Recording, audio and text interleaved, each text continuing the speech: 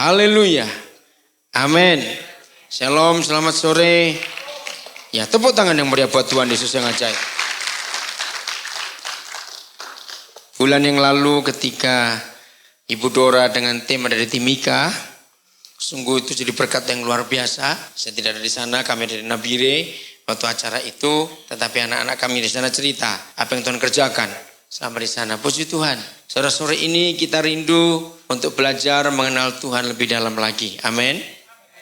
Kalau kita bicara tentang pemulihan atau kata pemulihan, saudara jangan saudara itu menerawang jauh tentang urapan.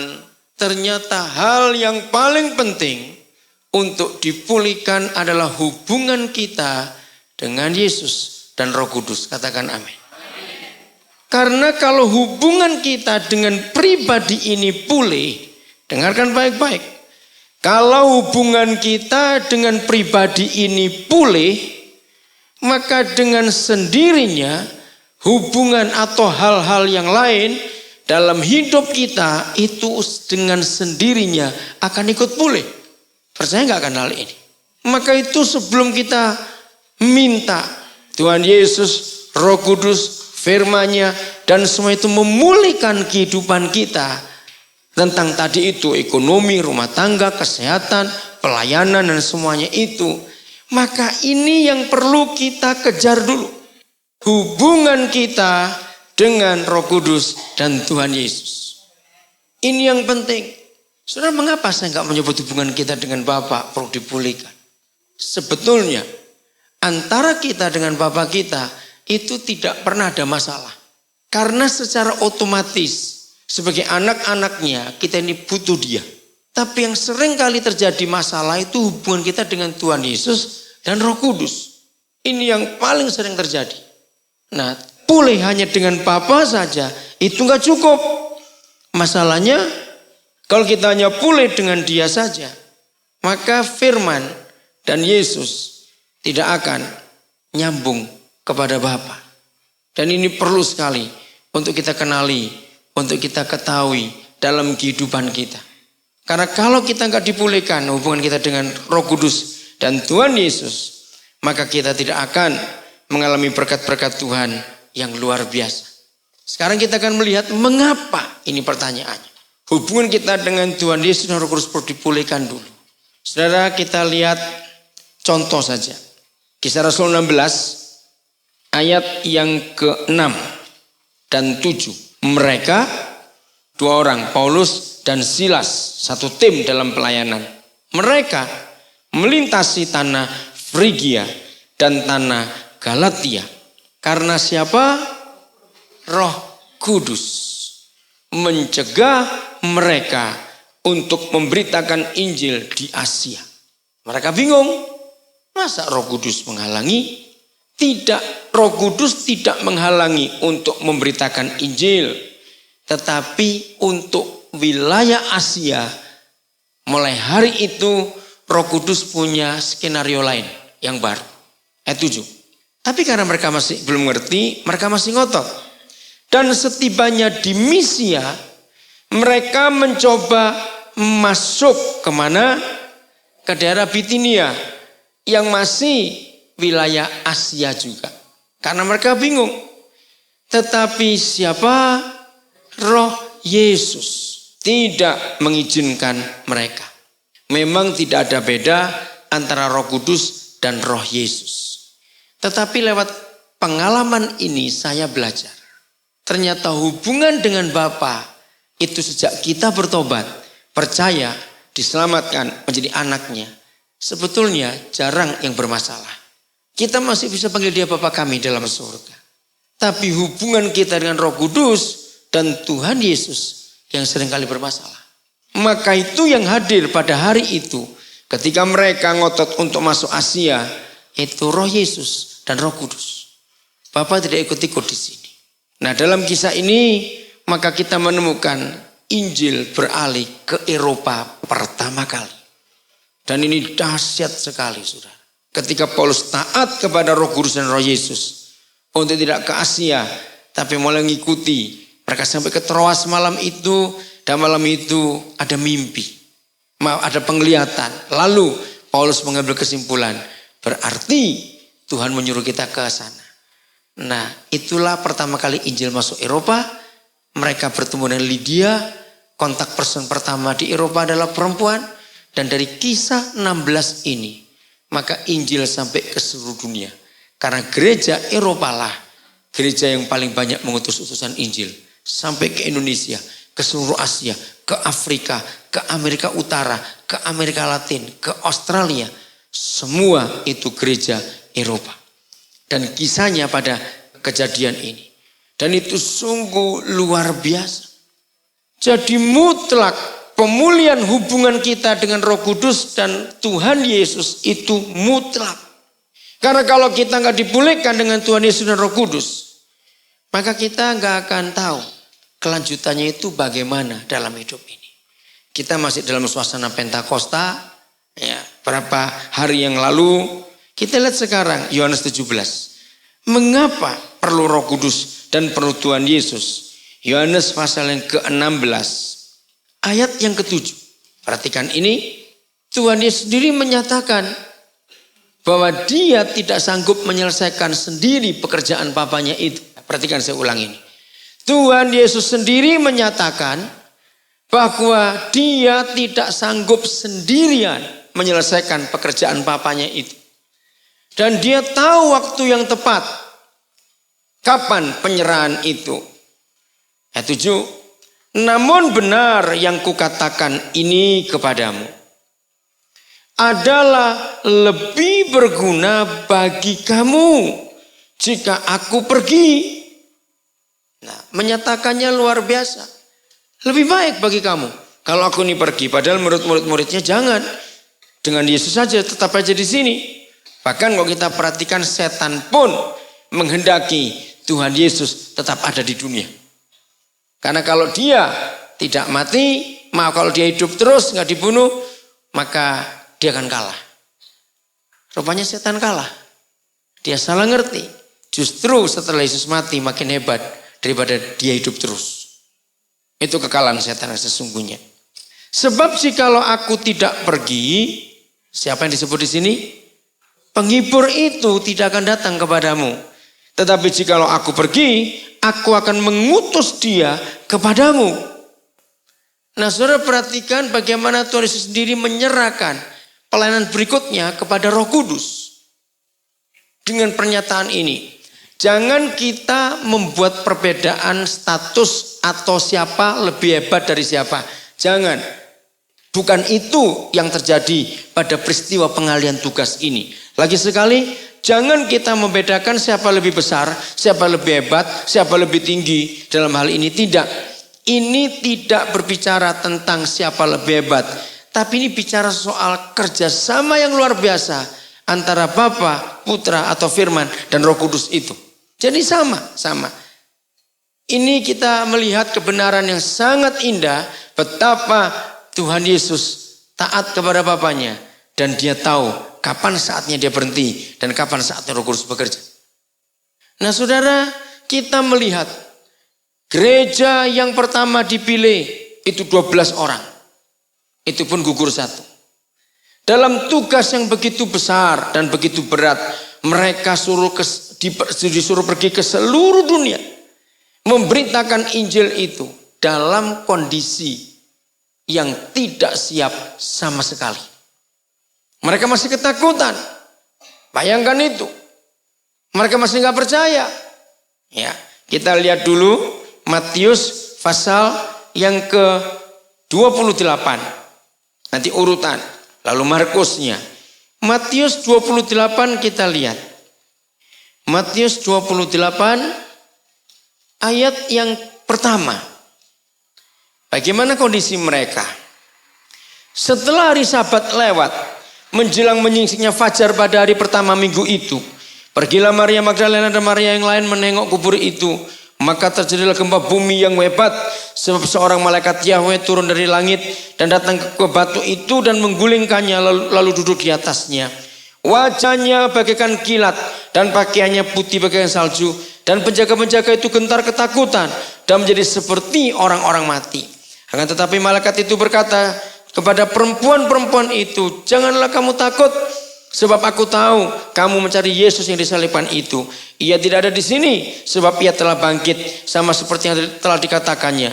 Mari, lihatlah tempatnya berbaring, dan segeralah pergi dan katakanlah kepada murid-muridnya bahwa ia telah bangkit dari antara orang mati. Ia mendahului kamu ke Galilea. Di sana kamu akan melihat dia. Sesungguhnya aku telah mengatakannya kepadamu. Mereka, perempuan-perempuan itu, murid-murid itu, segera pergi dari kubur itu dengan takut dan dengan sukacita yang besar. Dan berlari cepat-cepat untuk memberitahukannya kepada murid-murid Yesus. Tiba-tiba Yesus berjumpa dengan mereka dan berkata, salam bagimu. Mereka mendekatinya. Maka kata Yesus kepada mereka, janganlah takut, pergi dan katakanlah kepada saudara-saudaraku supaya mereka pergi ke Galilea dan di sanalah mereka akan melihat aku. Jelas bukan peristiwanya? Bahkan mereka yang tidak hadir pada peristiwa itu sudah 3 kali diberitahu oleh Tuhan Yesus kalau dia memang mati tapi bangkit lagi. Ini murid-muridnya, saudara-saudara mereka yang melihatnya. Bawa kabar ke sana. Markus 16, terjadi apa sekarang? Ini menarik sekali untuk dipelajari saudara. Maka itu kalau tidak dipulihkan hubungan kita dengan Yesus dan Roh Kudus, percuma. Markus 16, kita melihat ini. Jadi jelas sekali mereka tidak melihat yang lain, melihat Yesus. Dan mereka, murid-murid perempuan itu membawa kabar kepada saudara mereka yang lain. Ya, mulai ayat 9, diulangi sedikit. Setelah Yesus bangkit pagi-pagi pada hari pertama minggu itu, ia mula-mula menampakkan dirinya kepada Maria Magdalena. Daripadanya Yesus pernah mengusir 7 setan. Lalu perempuan itu, nah ini kisah yang nyambung tadi. Lalu perempuan itu pergi memberitahukannya kepada mereka yang, garis bawahi, yang bagaimana? Selalu mengiringi Yesus. Roh Kudus, jamah kami, ampunilah kami dalam nama Yesus. Maria Magdalena bersama Maria yang lain tidak memberitahukannya kepada orang-orang biasa. Murid-murid perempuan yang pertama kali melihat Yesus bangkit dan tahu, garis bawah ini penting, memberitahukannya kepada murid-murid yang selalu mengiringi Yesus. Soalnya ini hal penting. Maaf ya, maaf. Jangan tersinggung. Sekedar rajin ke gereja. Rajin ikut doa. Rajin ikut KKR Simi. Nah bukankah kita ini termasuk tipe orang yang selalu mengiringi Yesus? Untuk apa kita jauh-jauh ke sini? Betul? Tapi masih kurang. Ada hal-hal yang perlu kita ketahui dalam hidup ini. Dan yang pada waktu itu sedang apa dan apa? Baca baik-baik. Sedang apa dan apa? Orang-orang yang selalu mengiringi Yesus sedang berkabung dan menangis. Bayangkan. Orang-orang yang mengiringi Yesus yang selalu. Coba bayangkan ini. Bisa berkabung dan menangis.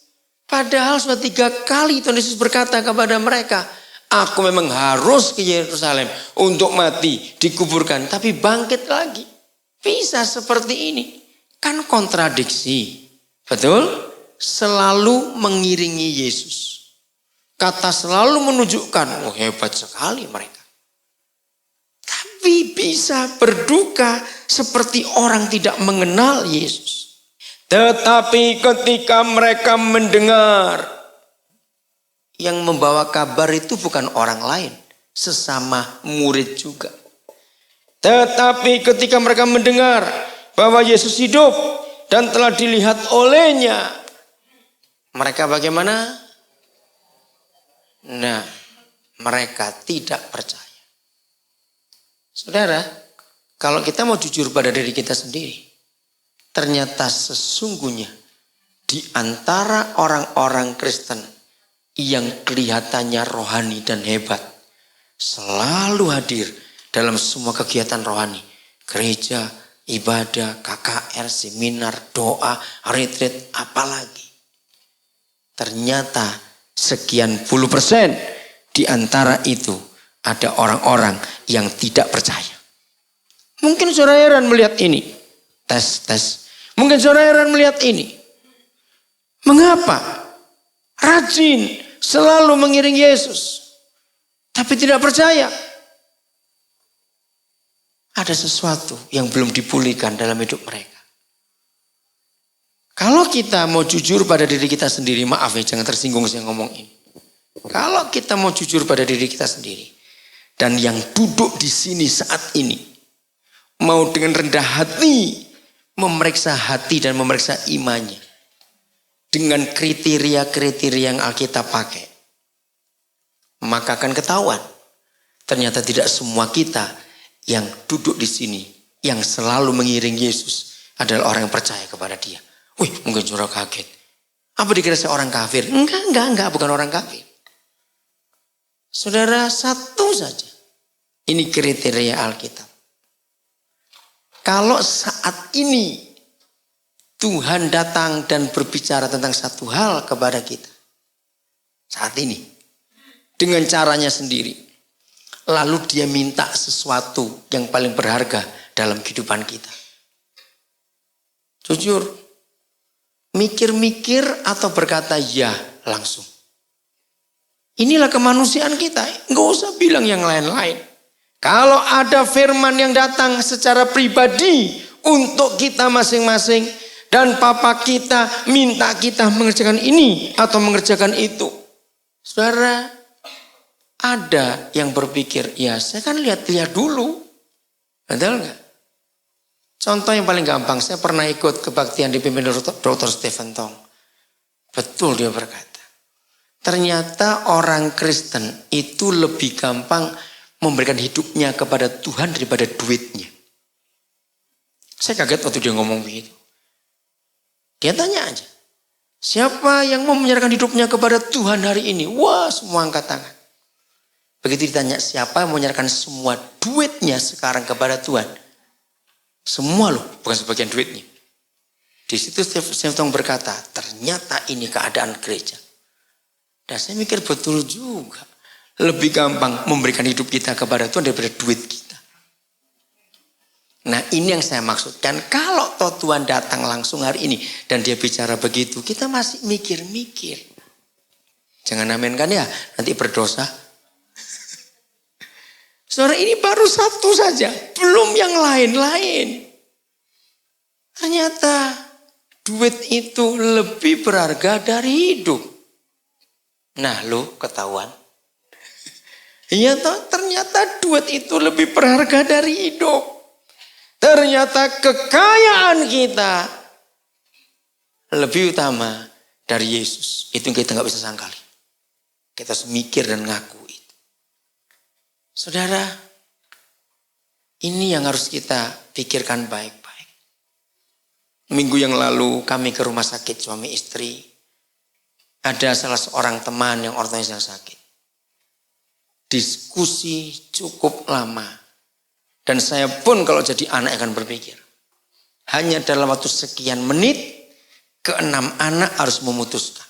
Untuk membuat sesuatu entah lebih baik atau tidak untuk orang tua mereka yang sudah betul-betul kritis.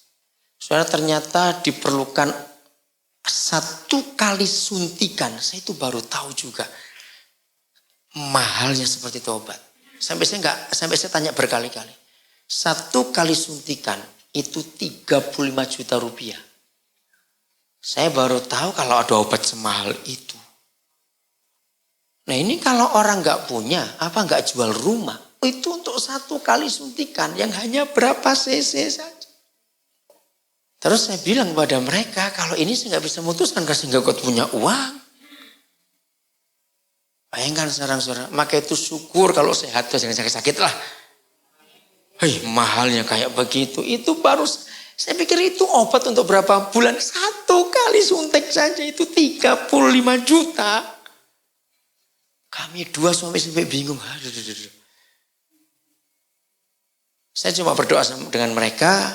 keputusan di tangan kalian, kami nggak punya hak, saya cuma doakan. Tapi akhirnya mereka putuskan tidak. Karena dokter bilang, toh tinggal 1% harapannya. Apalagi 1%. Jadi pokoknya secara medis kalau nggak disuntik ini pasti berangkat. Nah kan mereka mikir, mau bagaimana ini? Nah saudara, kalau kita mau lihat ini. Seringkali kita berani keluar uang untuk yang tidak-tidak. Betul nggak? Kalau untuk Tuhan sulitnya luar biasa. Nah ini baru satu kriteria saja. Itulah kita manusia. Jadi ketahuan bukan kalau di antara kita yang selalu mengiring Yesus ternyata ada yang tidak percaya. Ternyata betul kalau begitu. Ini baru salah satu bukti. Alkitab masih bisa menunjukkan bukti-bukti yang lain. Maka itu mari kita tanya. Ingat orang Kristen tidak lebih dari nenek moyangnya, yaitu Abraham. Amin. Maka suatu hari nanti setiap kita harus sampai kepada ujian yang terakhir. Sampai Tuhan mengakui. Aku percaya engkau Daniel dan aku kenal kepadamu. Saudara, setiap orang Kristen harus sampai pada ujian ini. Sebelum Tuhan sendiri berkata kepada masing-masing kita, cukup aku sudah percaya engkau sekarang. Saudara ingat setelah Abraham menyerahkan Ishak, teliti di Alkitab. Sampai dia mati, Tuhan tidak menguji lagi. Tuhan berkata, aku sudah kenal engkau. Musa juga begitu. Ketika peristiwa yang luar biasa, dia ditawari. Direkam di sana ya? Lagi direkam di sana? Baik. Baterai saya habis nih, nggak bisa rekam. Sudah? Kalau Musa diberi kesempatan, biarkanlah aku Musa. Atau kita baca ayatnya. Saudara jangan tutup dulu Markus 16, kita kembali ke situ. Kita lihat Keluaran 32. Ketika Tuhan marah kepada Israel yang kurang ajar itu, saudara. Lalu Tuhan membuat ini. Keluaran 32. Ayat yang ke-10. Musa. Telah kulihat bangsa ini. Dan sesungguhnya mereka adalah suatu bangsa yang tegar tengkuk. Ayat 10 sekarang. Oleh sebab itu, biarkanlah aku supaya murkaku bangkit terhadap mereka dan aku akan membinasakan mereka. Tetapi engkau Musa akan kubuat menjadi bangsa yang baru, bangsa yang besar. Mengganti Israel. Itu maksudnya. Saudara bayangkan, Musa dapat kesempatan yang gak main-main. Lagi sekali, Musa dapat kesempatan yang tidak main-main. Saya mau tanya kepada saudara, kalau hari itu Musa berkata, ya Tuhan, silakan engkau binasakan mereka semua. Israel habis gak? Habis. Lalu Musa itu dapat kesempatan yang luar biasa. Kalau engkau mengiyakan Musa, aku bunuh mereka semua. Lalu lewat kamu, aku buat bangsa yang baru. Nah di sini saya belajar, untung Musa bukan orang Indonesia. Kalau Musa orang Indonesia, habis sejarah bisa berubah. Kenapa? Karena kita orang Indonesia sudah dirusak oleh pemerintah. Pemerintah kita sekian puluh tahun selalu aji-aji mumpung. Ya enggak, puluhan tahun dapat utangan, mumpung diutangi. Tapi diganti bantuan. Ya karena diganti bantuan bukan utang, ya dipakai semau-maunya sendiri. Mumpung ada yang ngutangi. Apa saja di Indonesia itu mumpung. Enggak peduli hukumnya apa, pokoknya mumpung. Maka itu rusak betul negara ini. Pemimpin-pemimpinnya, pemerintahnya tidak memikirkan rakyatnya. Tapi mumpung punya kedudukan. Mumpung. Untuk jadi pegawai negeri saja mesti bayar dulu sekian belas juta, sekian puluh juta. Lalu bagaimana enggak rusak mental negara ini? Nah maka itu untung Musa bukan orang Indonesia. Kalau dia orang Indonesia habis itu Israel. Mumpung dapat kesempatan. Mengerti sekarang? Makanya itu mari kita jadi anak-anak Tuhan saja. Amin saudara. Nah saudara pernah bayangkan. Kalau Musa berkata ya hari itu kepada Tuhan. Lalu mereka mati semua. Maka nggak ada Israel di dunia. Adanya Musael saudara. Loh betul tuh karena anak-anaknya Musa kan Musael. Bukan Israel lagi. Tapi nanti baca saudara waktu kita istirahat. Mengagumkan sekali ketika Musa mengajukan argumentasinya. Ini sungguh-sungguh luar biasa. Atau saya mau baca. Supaya makin kuat iman kita di dalam dia. Maka itu sadari betul. Siapa yang masih pelit dengan Tuhan. Tidak akan bisa dipakai oleh Tuhan. Ayat yang ke-11. Lalu Musa mencoba melunakkan hati Yahweh. Keluaran 32 ayat 11. Lalu Musa mencoba melunakkan hati Yahweh Tuhannya. Dengan berkata, mengapakah Yahweh murkamu bangkit terhadap umatmu yang telah kau bawa keluar dari tanah Mesir dengan kekuatan yang besar dan dengan tangan yang kuat? Mengapakah, ini yang nomor satu, Tuhan diingatkan Musa. Mengapakah orang Mesir akan berkata, ini ejekan.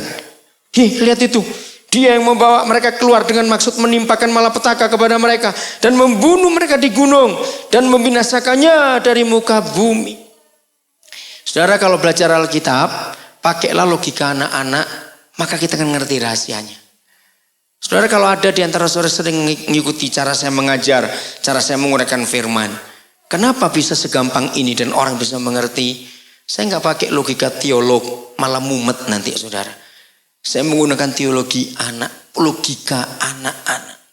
Logika teolog itu mempersulit firman Tuhan. Tapi logika anak-anak membuka rahasia Tuhan. Nah salah satu contoh ini, saudara masih ingat kalau ada anak kecil, nangis, minta sesuatu nggak dapat. Lalu kita berkata, nggak malu kamu nangis lihat orang tuh nggak malu. Karena anak itu mikir.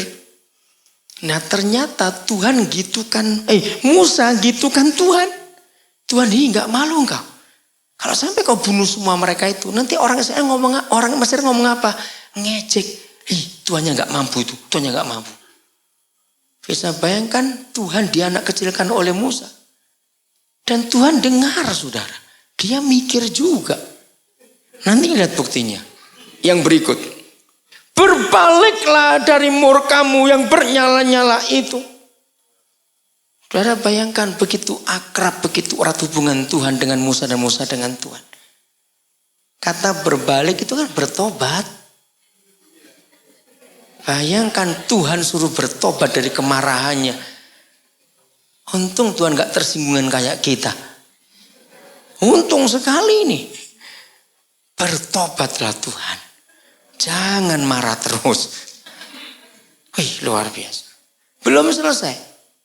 Menyesalah. Karena malapetaka yang kau datangkan kepada umatmu. Kalau istilah Jakarta nyebut Tuhan, nyebut gitu loh. Itu kan kata nyesel bukan artinya. Nyebut.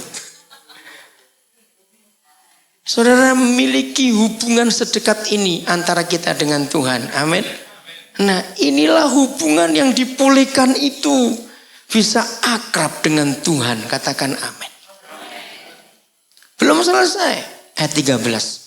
Ingatlah kepada Abraham, Ishak dan Israel. Hamba-hambamu itu. Sebab kepada mereka engkau telah bersumpah demi dirimu sendiri. Dengan berfirman kepada mereka. Aku akan membuat keturunanmu sebanyak bintang di langit. Dan seluruh negeri yang telah kujanjikan ini akan kuberikan kepada keturunanmu. Supaya dimilikinya untuk selama-lamanya.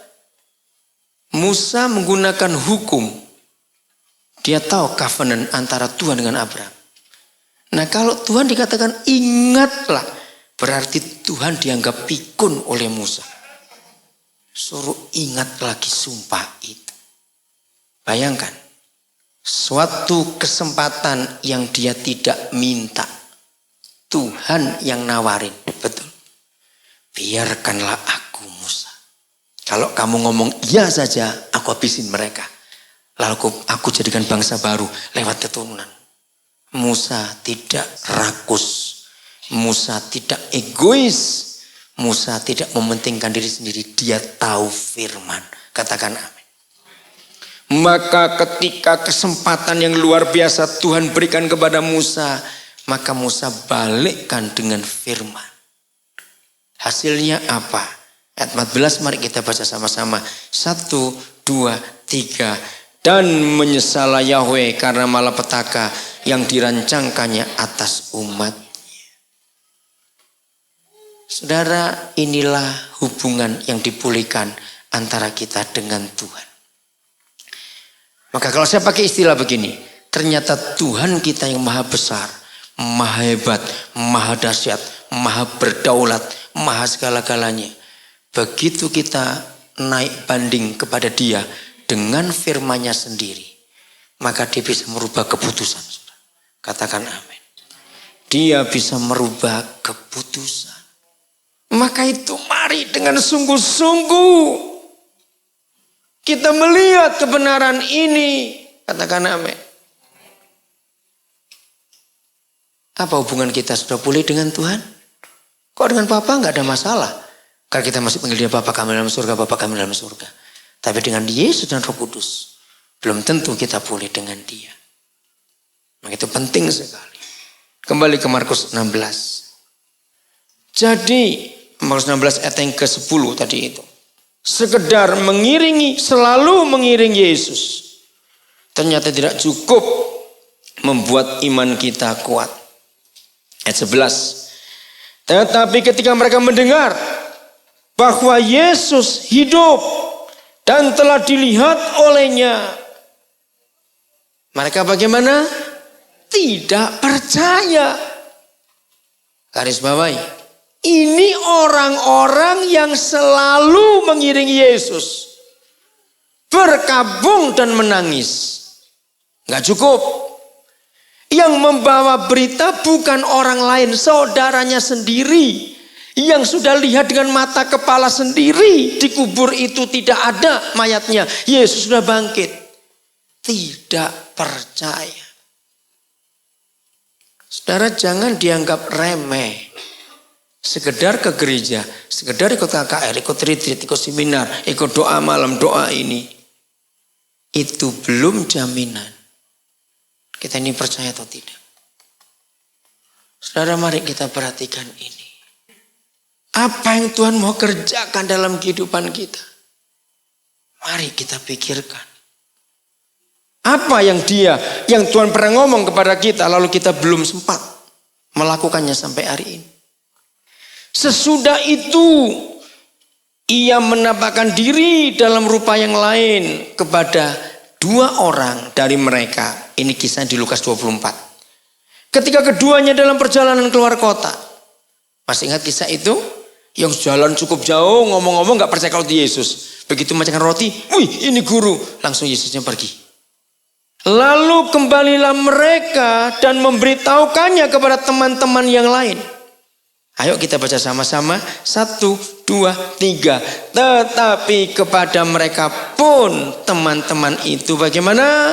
Tidak percaya. Maka itu perlu ada pemulihan hubungan kita dengan Tuhan Yesus dan Roh Kudus. Ternyata kalau mau diteliti, ditelusuri, diperiksa dengan jujur, ternyata banyak di antara kita tidak percaya. Saudara pernah mikir ini enggak?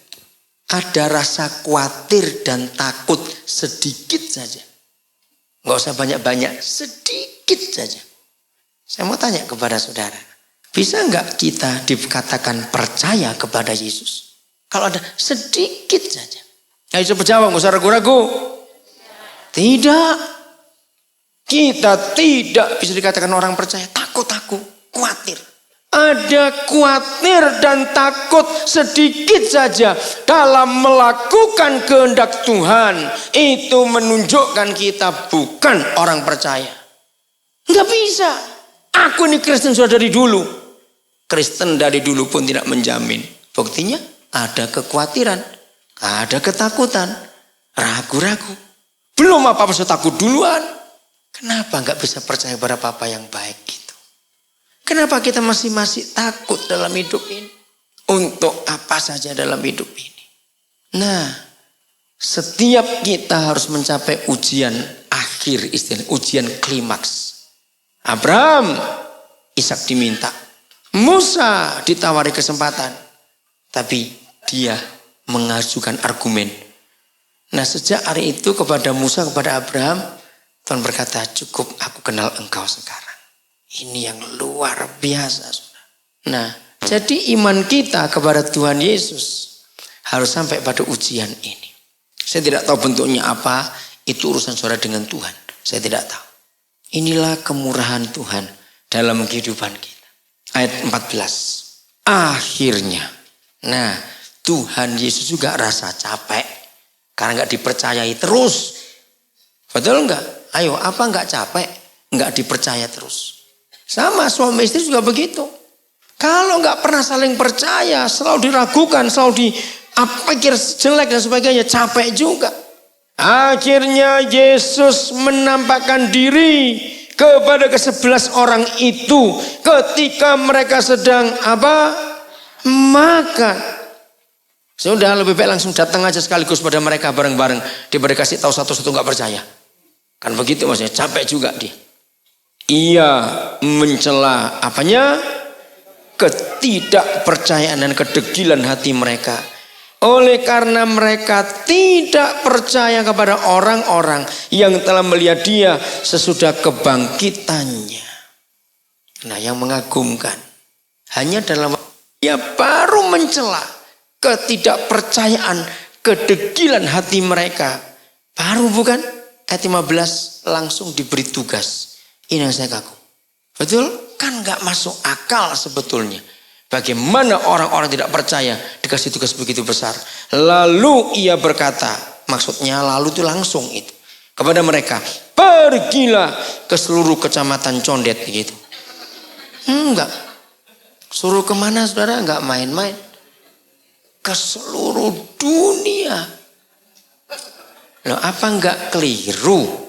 Baru dicela ketidakpercayaannya dan kedegilan hatinya. Diberi tugas yang begitu besar.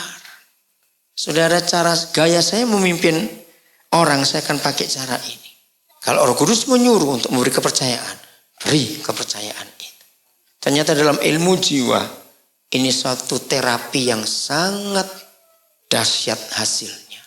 Kriteria kepemimpinannya adalah, di situ nggak ditulis urutan-urutannya, tapi disebut begini. Seorang manajer, seorang pemimpin itu harus bisa jeli melihat anak buah sekalipun pernah salah, tetapi ada satu klik begitu bagian dia bisa lagi dipercaya asal diberi kesempatan betul-betul.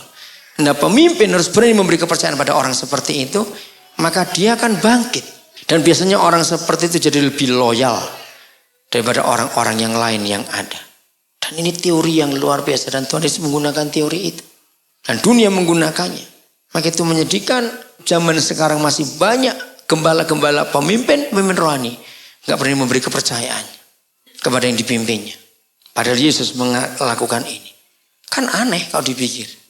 Jelas gak percaya dalam urutan begitu rupa. Kepada siapa Yesus Tuhan bergantung? Jawabannya pada Roh Kudus. Nanti kalau Roh Kudus turun atas kamu akan jadi manusia lain. Pribadi yang luar biasa. Katakan amin itu saudara. Dan itu sungguh-sungguh dahsyat, sungguh-sungguh ajaib. Dalam hidup ini saudara, mari kita tahu kebenaran ini dengan sungguh-sungguh. Maka itu mari kita periksa hidup kita, taraf iman kita sampai di mana. Mari kita pulihkan hubungan kita dengan Roh Kudus dan Tuhan Yesus. Supaya pemakaian Tuhan makin nyata dalam kehidupan ini. Katakan amin. Makin nyata pemakaian Tuhan dalam diri kita. Kita akan melangkah. Supaya kuasa Tuhan bekerja nyata dalam kehidupan kita. Efesus. Kitab Efesus. Kita menemukan kebenaran ini yang sungguh indah. Kalau kita mau praktekkan dalam kehidupan kita. Kitab Efesus. Pasal yang kedua. Ini pemulihan hubungan itu. Efesus 2 mulai ayat yang ke-11. Judulnya apa? Dipersatukan dalam Kristus. Boleh nggak saya ganti ini dipulihkan? Sama toh? Kita nggak akan bisa dipersatukan kalau kita nggak dipulihkan dulu hubungan kita. Nah, kita perlu dipulihkan dengan Tuhan Yesus. Karena itu ingatlah bahwa dahulu kamu sebagai orang-orang bukan Yahudi menurut daging, yang disebut orang-orang tak bersunat oleh mereka yang menamakan dirinya sunat, yaitu sunat lahiriah yang dikerjakan oleh tangan manusia. Memang dulu kita tidak termasuk. Bahwa waktu itu kamu tanpa siapa? Kristus. Tidak termasuk kewargaan Israel.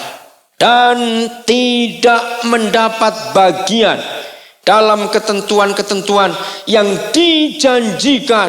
Ngeri saudara. Sudah gak dapat bagian dari ketentuan-ketentuan itu. 2, tanpa pengharapan.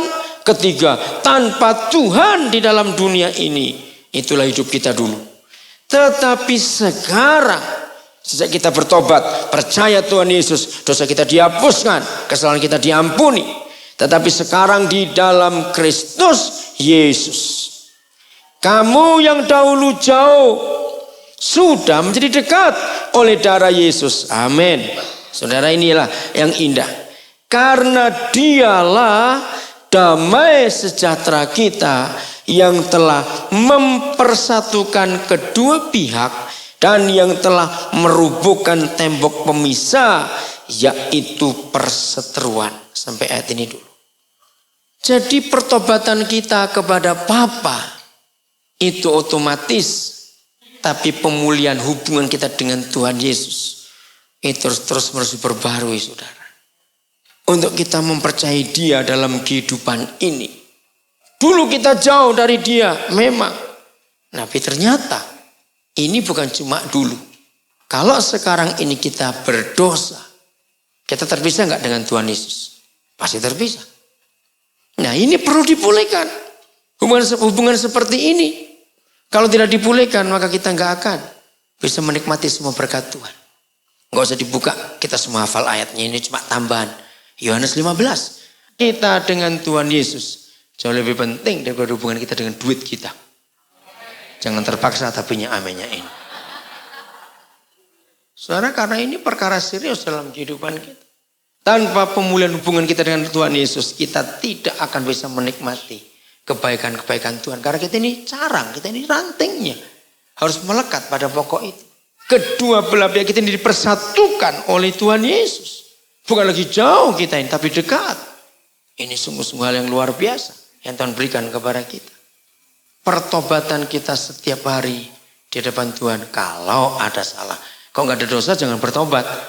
Jangan berkata gini, ya siapa tahu, nggak ada kata begitu. Orang berdosa pasti sadar, nggak sadar. Kita nggak mabuk kok. Jadi kalau memang nggak ada kesalahan, nggak ada dosa, jangan minta ampun terus, nggak ada gunanya. Tapi mari kita betul-betul melekat, dekat dengan Dia. Setiap saat kita pulihkan hubungan kita dengan Tuhan Yesus. Nah, sekarang bagian terakhir, hubungan dengan Roh Kudus. Bagaimana ini lagi hubungan dengan Roh Kudus? Perlu sekali. Efesus pasal 4 ayat ke-30. Dan janganlah kamu bagaimana mendukakan Roh Kudus Tuhan yang telah memeteraikan kamu menjelang hari penyelamatan. Kalau Roh Kudus bisa didukakan, berarti Dia pribadi atau benda? Pribadi. Dia itu bisa kita duka citakan. Nah, kalau Roh Kudus kita duka citakan, menduka citakan Roh Kudus, lalu kita nggak adakan pemulihan dengan Dia, berarti Roh Kudus tidak pernah bekerja lagi dalam diri kita. Dia cuma diam saja di situ. Gampang sekali. Roh Kudus kita duka citakan, enggak dengan perkara-perkara besar. Ketika Dia memimpin kita, Dia menuntun kita, ternyata kita nggak mau nurut. Yohanes 16 ayat 13. Ya, kalau ingin catat saja boleh, nggak usah dibaca. Kalau saya ingin tahu silakan, tapi jangan pindah dari Efesus dulu. Yohanes 16 ayat 13. Siapa Roh Kudus itu? Disebut di situ Dialah yang akan menuntun kita, memimpin kita ke dalam seluruh kebenaran. Katakan amin. Kalau Roh Kudus yang menuntun kita ke dalam seluruh kebenaran, Berarti kita harus ngikuti dia atau tidak? Harus. 16 ayat 13. Yohanes 16 ayat 13. Jadi kalau dia menuntun lalu kita tidak ikut, dia berduka. Nah sebelum kita minta ampun, pemberesan dengan Roh Kudus, jangan harap kita berdoa untuk mencari kehendak Tuhan, lalu dia akan menunjukkan kehendaknya. Jangan harap. Karena yang terakhir dia ngomong kita belum lakukan, lalu kita mau cari yang lain lagi, sombong betul. Sama seperti kalau saudara orang tua atau saudara pemimpin, kita ngomong pada anak kita nggak mau nurut, pemimpin ngomong pada banyak nggak mau nurut, ya kita malas ngomong lagi pada dia. Sederhana saja. Roh Kudus itu menuntun kita dengan cara yang luar biasa. Belajar, dengarkan dia, apa yang dia mau dalam kehidupan ini. Dengarkan. Saudara, Roh Kudus itu sungguh luar biasa. Untuk menuntun kita dalam banyak hal. Itu Roh Kudus. Coba saudara baca dulu Yohanes 14 ayat 26. Ya, salah seorang, saya minta saudara baca dengan suara keras. Siapa Roh Kudus itu? Supaya kita tahu, jangan sampai kita sering menduga citakan dia. Kalau perlu, ya 14 ayat 26.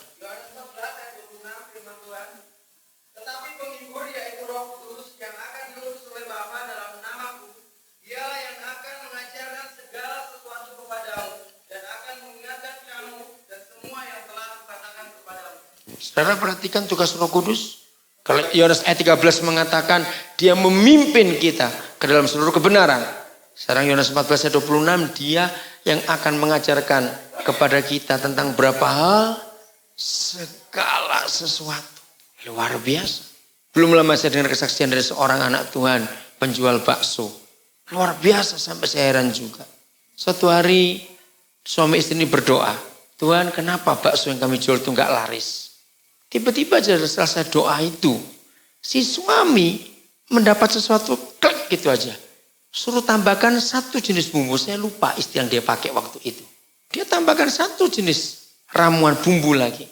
Saudara, sejak itu larisnya luar biasa. Nah dalam kesaksiannya dia berkata, ternyata Roh Kudus pun ngerti bumbu dapur. Nah karena segala sesuatu itu ya segala sesuatu dia mengajar. Katakan amin.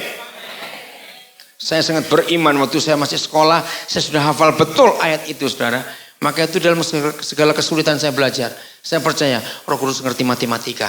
Dia ngerti ekonomi. Dia ngerti fisika. Dia ngerti geografi. Dia ngerti semuanya. Amin. Karena segala sesuatu itu enggak terbatas. Nah kalau dia menuntun kita ke dalam seluruh kebenaran dan mengajar kita tentang segala sesuatu. Ternyata kita enggak nurut. Saudara dengarkan baik-baik. Orang yang enggak menurut pada Roh Kudus, itu berarti dia sok pintar. Lah betul enggak? Sudah tahu kita yang goblok dia lebih pintar. Yang goblok kok mau ngajarin yang pintar? Enggak tahu diri betul kita ini. Betul enggak? Orang takut, orang khawatir itu seperti itu keadaannya. Sudah takut, khawatir, minteri lagi.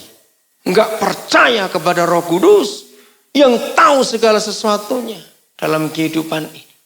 Ini yang Tuhan mau dalam hidup ini, saudara. Dan sungguh Tuhan itu luar biasa. Apa saja. Kalau kita mau hidup sungguh-sungguh dengan dia, Roh Kudus akan membawa semuanya. Saya pernah pengalaman satu kali saya sampai kaget betul. Karena begitu tepat dia tunjukkan itu. Hari itu saya dari Jakarta mau ke Bandung. Saya cukup capek. Ternyata saya belum beli tiket dan penuh sekali. Terus saya berdoa, Tuhan kau tahu saya capek, saya perlu istirahat. Karena dengan lembut dia berkata, saya di satu gerbong. 7B. Dan begitu jelas saya bicara. Saya tunggu sampai kereta jalan. Begitu kereta jalan, ternyata 7B itu kosong. Saya tanya pada sebelahnya ada orang enggak? Logika saya berkata, kalau toh ada bab mungkin di Jatinegara, karena berhenti situ.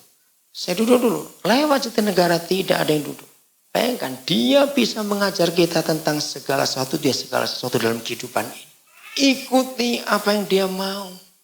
Ikuti. Tanggal 6, 7 itu memang saya kosongi. Juni nanti ini. Roh Kudus pesan kepada saya sejak bulan Maret yang lalu. Kosong. Ya sudah. Memang saya mau ke Gorontalo.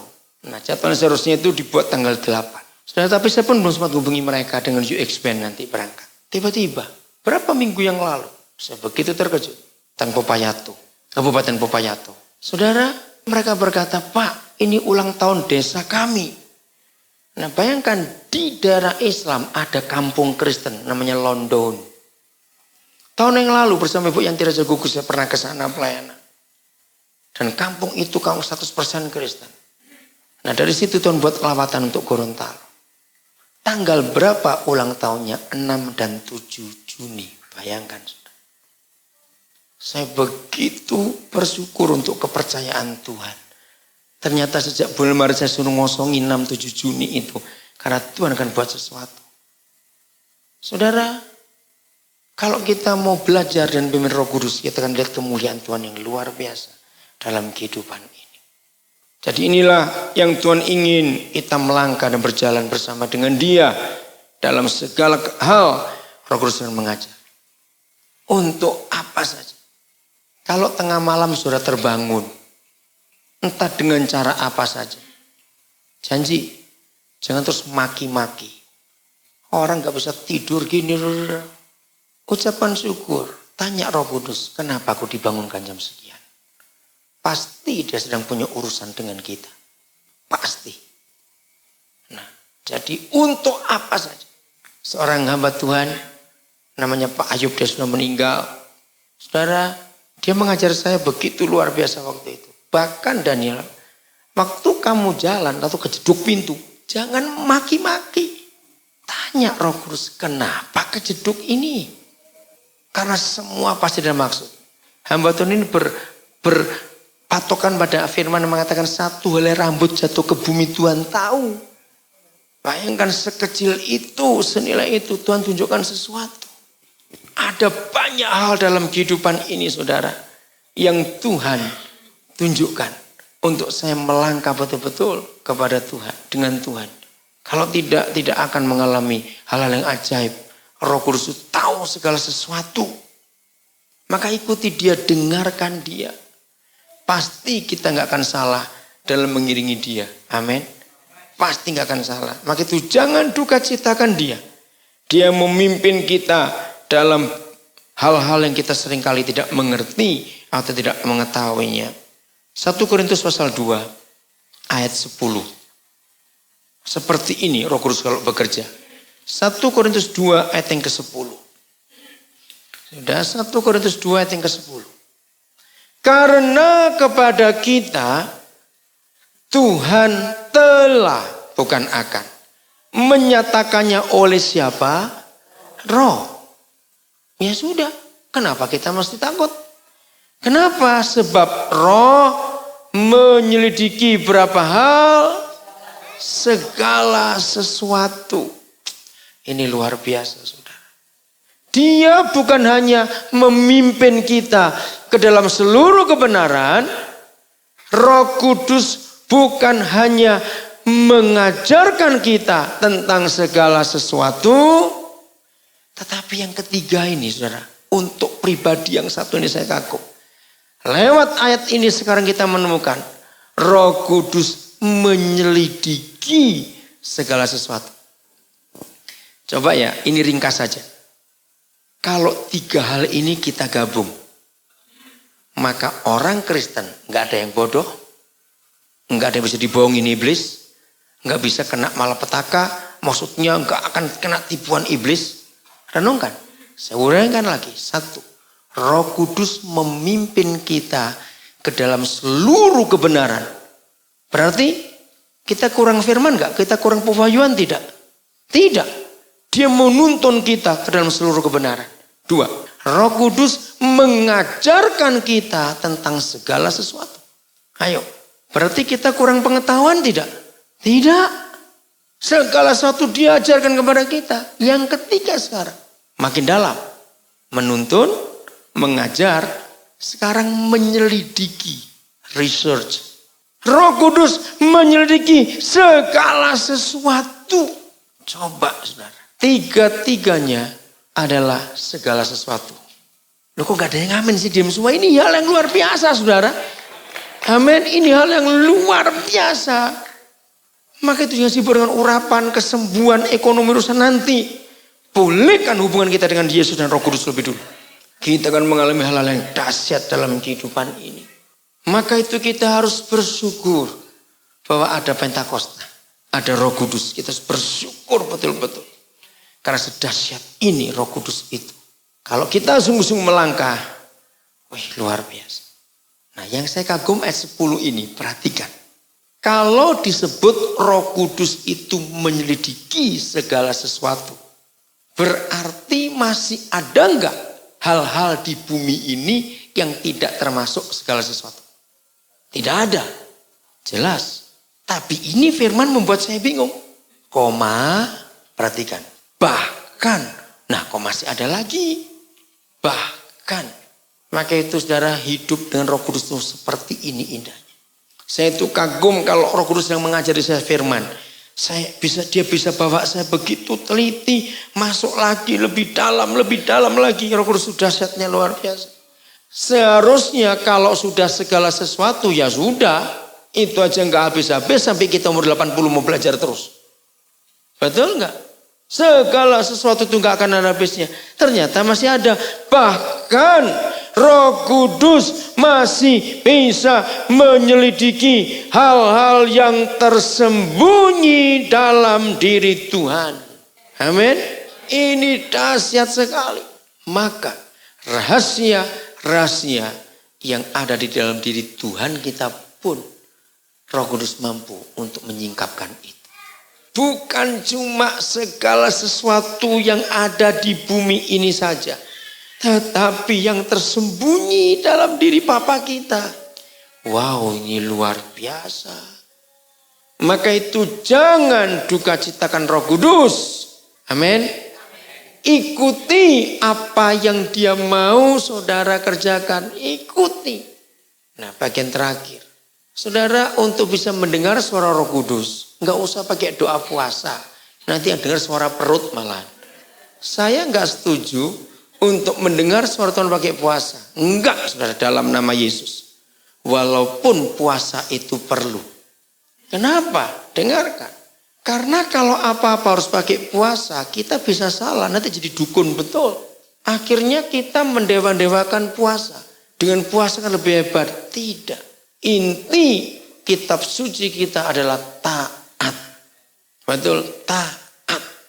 Percayalah. Ketaatan kita ketika Tuhan Yesus dan Roh Kudus memerintahkan kita untuk melakukan apa saja kalau kita taat tanpa kita pikir-pikir resiko.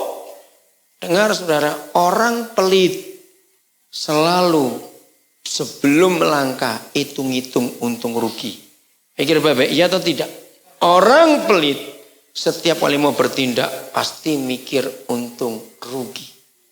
Nah kalau kita dengan Roh Kudus jangan mikir untung rugi. Begitu kita dengar dia menginstruksikan sesuatu, lakukan tanpa tunda-tunda lagi. Nah cuma satu lagi yang ngamen dia memang pelit. Nah gitu aja sudah. Kalau Roh Kudus